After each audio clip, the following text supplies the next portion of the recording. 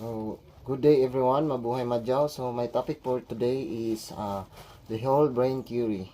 So, the objectives of this topic is to discuss that understanding the left and right brain may help in improving one's learning.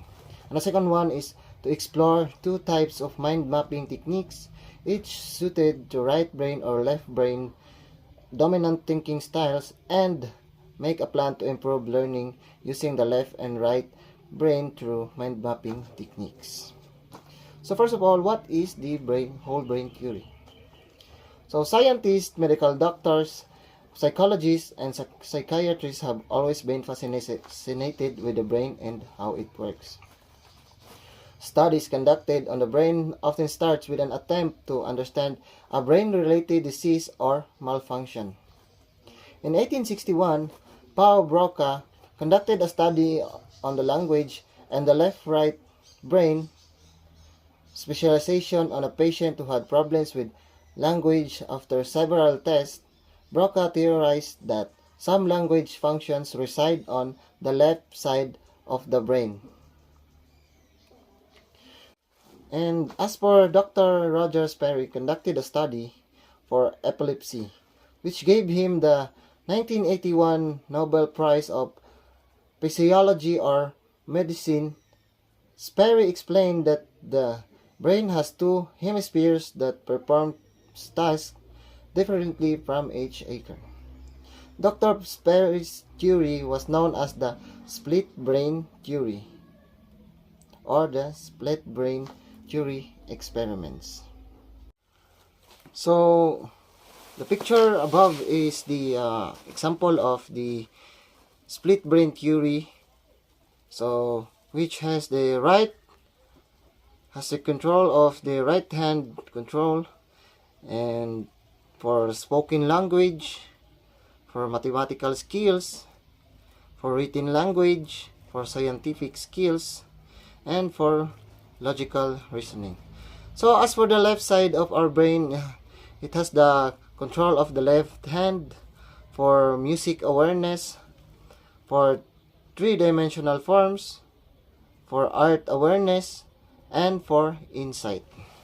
So another neuroscientist by name of Dr. Paul MacLean came up with a theory that identified three distinct parts of the brain, namely neocortex, limbic system, and reptilian complex, which were referred to as the triune brain theory.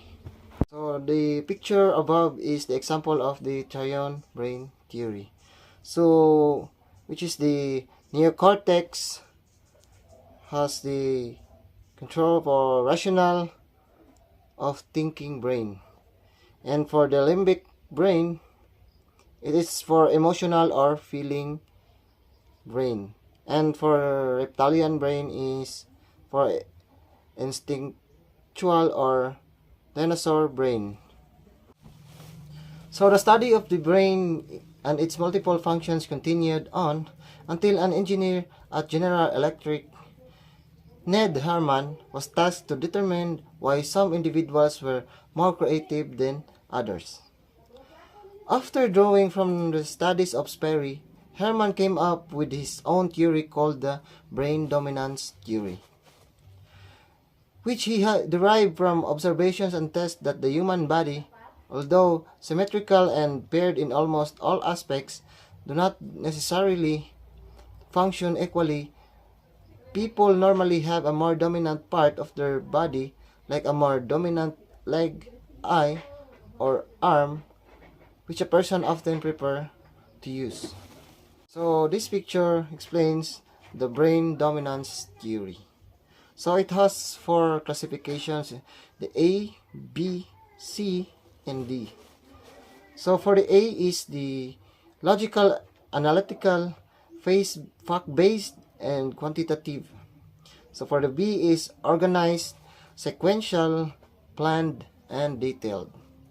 So for the C is interpersonal, feeling-based, kinesthetic, emotional, and for the D, holistic, intuitive, integrating, and synthesizing. So, Herman labeled the 4 quadrants of the brains as upper left, so the A, and cerebral mode key word for this quadrant, analytical. So for the second one is lower left, B, for limbic mode, keyword for the quadrant is organized. So the third one is lower right, which is the C, or limbic mode, keyword for the quadrant. And for the quadrant, and for the last one, upper right, which is the D, that has limbic system, keyword for the quadrant is imaginative. So I have stated above 4 picture for quadrants. So for the A is analytical thinking, for the B is sequential thinking, for C is interpersonal thinking, and D for imaginative thinking. So each keywords, preferred activities, and responded well, vulnerabilities, and technical occupation is stated in the picture above. So kindly read each, please.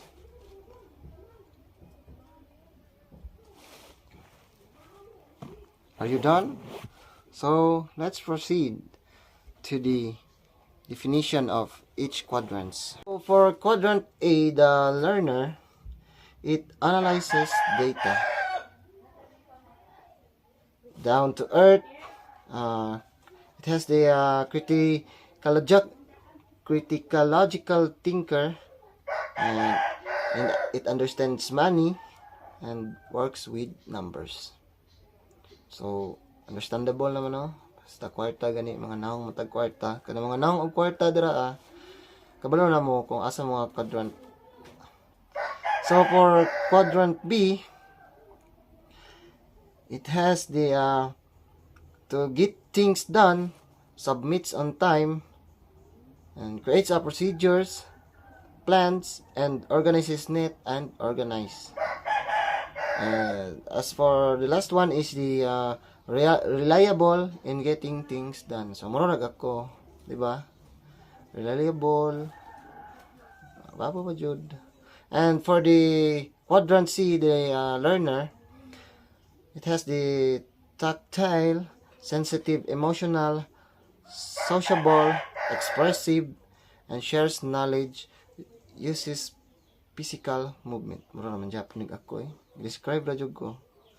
And for the quadrant D, the last one is, it has the vivid imagination, explores, curious, and experiments, flexible, conceptualizes, and uses visuals to learn, and risk taker. Risk taker, ako gyapon na. Okay. My God.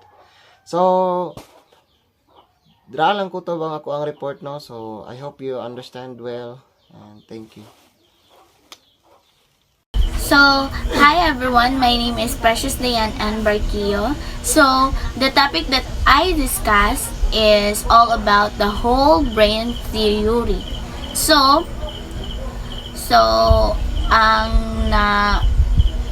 na-assign sa ako nga topic is all about mind mapping. So, ako asang basahon first. According to dictionary.com, a mind map is a diagram used to represent ideas or information branching from a central key word or idea and used as an aid in study, organization, problem solving, decision making, and writing. So, mind maps are useful visual tools that help in linking together concept and information in such way that interconnection or interrelation of these are clearly laid out and easily accessible to help in problem solving and for reference and review. So Mind maps also are useful during brainstorming seasons, making decisions, organization, and formation, simplifying complex ideas, note-taking, and even for personal use. So, ang mind mapping is all about like idea nimo, or it's all about yourself. So, ang mind map is kanang like ginabutang nimo dito kung unsa ang imuhang mga goal in life, set plans, or even ang information of your personal na kinabuhi, pwede nimo ibutang dito and like isa pod sa kanang time management na to, kay na may uban nga kanang kumbaga murag mao ang ilahang unsa na kailangan nila yun sa ilahang kaugalingon, kailangan nila i-adapt sa ilang kaugalingon. So mao na ang goal sa mind mapping. According to the website www.mindmapping.com, there are 5 essential characteristics of mind mapping. So, mao ni siya. The center image represents the main idea, subject, and focused. Second is the main branches radiate from the central image. And third, the branches comprise a key image or word drawn printed on its line. Twigs represent the topics, the branches from a connected nodal structure. Let's proceed to how to make a mind mapping. So, ang mind mapping is naa siya upat para mabuhat mo siya og tama. First, write the title of the subject you are exploring in the center of the page and draw a circle around it. The example shows how someone is brainstorming the actions needed to deliver a successful representation. Second, draw lines out of the center circle to label major subject matters about making presentation, like audience, topic, visual aids, location, and delivery. Draw additional lines that will connect to the line of major topic. For example, under audience, you would like to describe the first some background information about them, such as their demographic, expectations, knowledge level, concern, and benefit requires. So, para ma-perfect nimo og unsa pagbuhat sa mind mapping, first yun nimo buhaton is kanang mag-draw kag circle sa center, then ibutang nimo dito or naa kay kanang ibutang dito unsay mo gusto ibutang, like ibutang ba nimo mind mapping dito tapos sunod ana kay mag-draw na pud ka og another circles kung unsay mo gusto ibutang dito, like kanang goal ba, set plans ba, kanang information sa imong personal life. Then tapos pagka third kay mag-draw na pud ka og kanang kag additional life ug unsa imong gusto dito nga ibutang about sa imong goal, sa imong plans, and sa imong personal. Tapos ang ikaupat kay for individual facts of or ideas, draw lines out from the appropriate heading lines and label them.